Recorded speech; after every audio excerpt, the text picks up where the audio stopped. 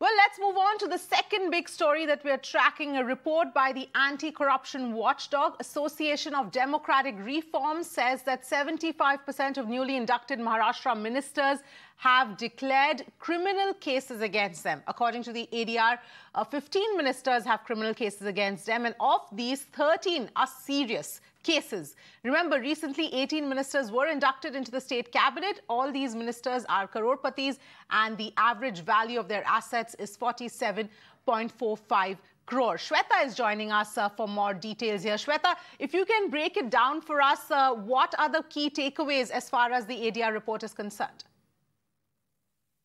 Well, absolutely startling figure as far as Maharashtra cabinet ministers are concerned. As we have seen, on August 9, there were 18 ministers inducted in the Maharashtra cabinet, and now we have 20 ministers, including CM and Deputy CM.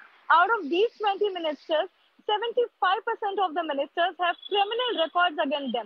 This is too huge to sink in fact, for the viewers and for the especially people of Maharashtra. And among these 75, 65%, that's 13 ministers, have serious criminal cases against them. That's non-bailable offences against them. And here, moreover, if we just try to understand their financial background, now all the 20 ministers, that's 20 on 20, 100% of the ministers in the state of Maharashtra are crorpatis.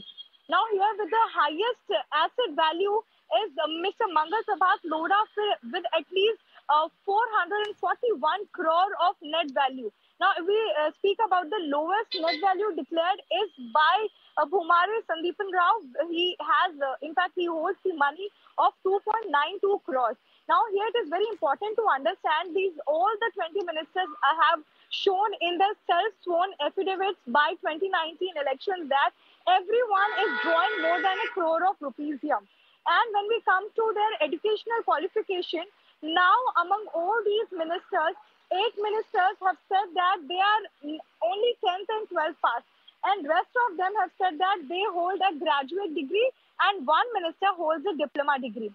Now, if we just shift to their age, the age bar is also very startling to understand that only 4 ministers are falling into the category of age group 41 to 51, and rest of them are above 51 to 71. So yes, the 18 ministers newly inducted in the state of Maharashtra, 9 from BJP and 9 from Shinde-led government, a very, very shocking piece of, content what we have acquired from the ADR, that's from the Association for Democratic Reform and also the Maharashtra election watchdog.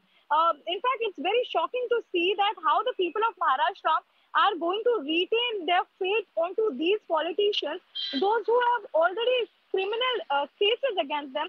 There are criminal records against them. So yes, this is the first phase of induction, which is over, and second phase is still remaining. Right. Not to forget, not even a single woman is there in this entire induction. So yes, again, this is going to be a very, a kind of not really going well with the people of Maharashtra, where they are noticing that 75% of their politicians have some or the other kind of criminal records against them. Back to you. Absolutely, Shweta. Thank you so much for joining us with all of those details. That was the highlights of the ADR report. But let's bring in some more perspective. Major General Anil Verma, National Coordinator and Head ADR, is joining us on the show. Thank you very much, Major General, for joining us. First off, as far as this particular, the highlights of this report are concerned, what is your own takeaway? What is your own interpretation of these findings? Am I audible? Yes, you are. Okay. So there is nothing surprising in this, because this is, after all, this ministers who have been selected are from the MLAs who were elected in the 2019 elections. So if I were to tell you the actual percentage of MLAs of Maharashtra with criminal cases is 62%, and 40% of them have serious criminal cases against them. 93% MLAs are crorpatis, and their average assets is 22.42 crores. So after all, they have been selected from this. And mind you, when the expansion of the cabinet takes place, this percentage which we are worried about, 75%, may even go further up. Now the issue is that unfortunately, the bane of our Indian politics has become muscle and money power. Winnability is the criteria on which the candidates are given tickets.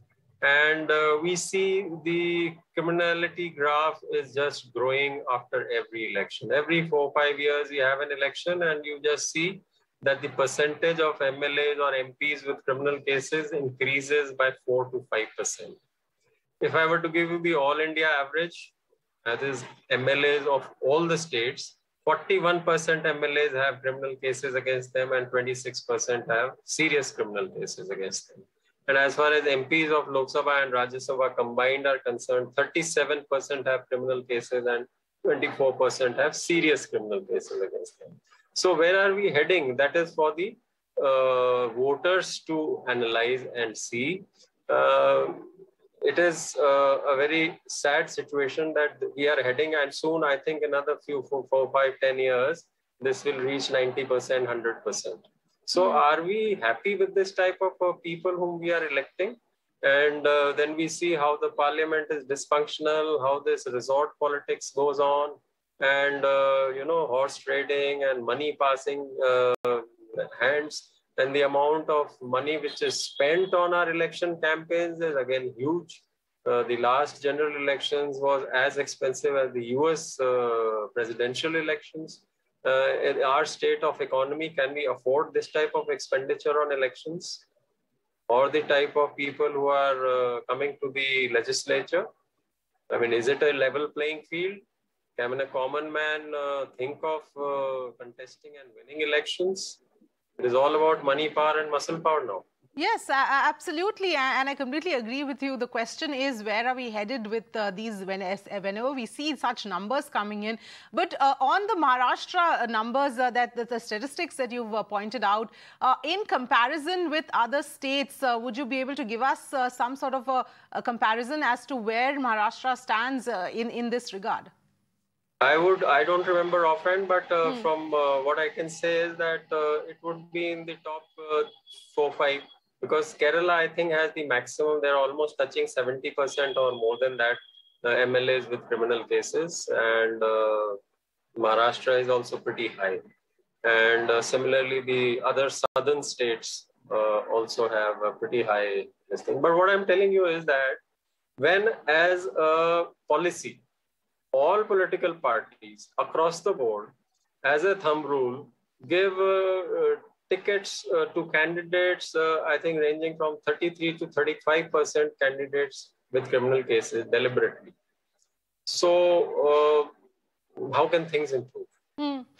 And you also pointed out that, over the last several years, you've seen every time this kind of a survey is done, the numbers keep increasing. Can you give us a sense of, what has been that trend and how much have these numbers sort of these netas gone up? Statistics of Lok Sabha. The last general elections in 2019, I think the current number of MPs with this, criminal cases is 43%. Prior to that, 2014 election, it was 39%. Prior to that, 2014 or before that, it was 35%. So this is how it is increasing. Like I told you, 3, 4, 5% every time it is increasing. So whom do we blame? Is it the type of candidates who are being put up by the political parties? Or is it that the common man, the voter, is just not interested whether the candidate has criminal cases or